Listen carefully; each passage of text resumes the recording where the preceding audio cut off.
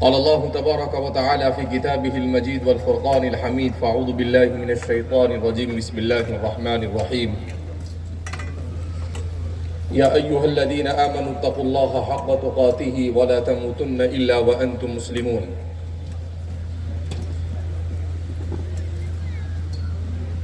وقال النبي صلى الله عليه وسلم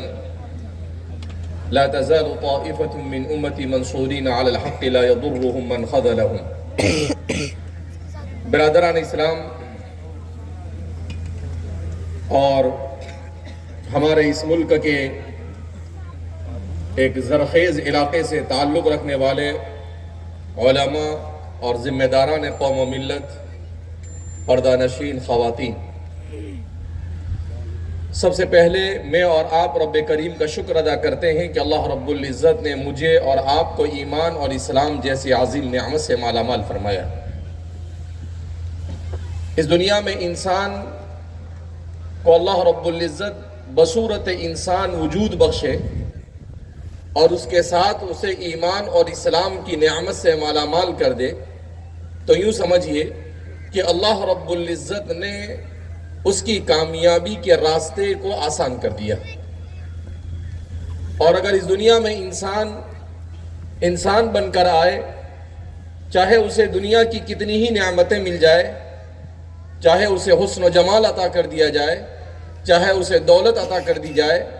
چاہے اسے منصب عطا کر دیے جائے، دنیا کا بڑا سے بڑا عہدہ اسے دے دیا جائے، مگر ایمان اور اسلام سے اگر وہ محروم ہے تو اس کا اس دنیا میں آنا یہ کسی مصرف کا نہیں رہتا ہے۔ اسی لیے قرآن کریم کی آیت کریمہ میں نے آپ حضرات کے سامنے تلاوت کی، جس میں قرآن میں اللہ فرماتے ہیں یا ایھا الذین آمنوا اتقوا اللہ حق تقاتہ ولا تموتن الا وانتم مسلمون، کہ مسلمانوں اللہ سے ڈرو ایسا جیسا کہ اس سے ڈرنے کا حق ہے، اور وَلَا تَمُوتُنَّ إِلَّا وَأَنْتُمْ مُسْلِمُونَ، اور تمہیں موت نہ آئے مگر ایمان اور اسلام کی حالت میں۔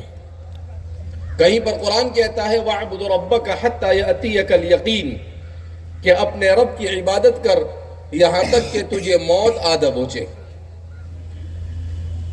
یہ اللہ رب العزت کا نظام ہے کہ اللہ رب العزت نے اس کائنات رنگ و بو میں انسان کو وجود بخش کر اللہ رب العزت نے اس کی ہدایت کے لیے حضرات انبیاء کرام علیہم السلام کو مبعوث کیا۔ ان انبیاء کرام علیہم السلام نے سب سے بڑا کارنامہ یہ انجام دیا کہ انسان اور اس کے خالق کے درمیان رابطے کی راہ ہموار کی۔ ایک انسان کا تعلق اپنے خالق سے کیسا ہو، اور ایک انسان کا تعلق زمین پر بسنے والے دوسرے انسان کے ساتھ کیسا ہو، وہ اپنے والدین کے ساتھ ان کے حقوق کو کس طریقے سے ادا کرے، وہ کس طریقے سے اپنے پڑوسیوں کے حقوق کو ادا کرے،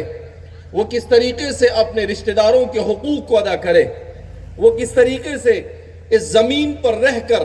اپنی مرضی کے مطابق زندگی گزارنے کے بجائے خالق اور مالک کی مرضی کے مطابق زندگی گزارے۔ اسی اہم مشن کے لیے اللہ رب العزت نے حضرات انبیاء کرام علیہم السلام کو مبعوث کیا، جس کا سلسلہ ابو البشر سیدنا حضرت آدم علیہ السلام سے شروع ہو کر خاتم الانبیاء والمرسلین حضرت محمد مصطفیٰ صلی اللہ علیہ وسلم کی مقدس ذات پر ختم ہوا۔ اللہ رب العزت نے جہاں پر حضرات انبیاء کرام علیہ السلام کو مبعوث کیا، ان انبیاء کے ساتھ اللہ نے شریعتوں کو نازل کیا، اللہ نے کتابوں کو نازل کیا، اور ان کتابوں میں انسان کے زندگی گزارنے کا سلیقہ بیان کیا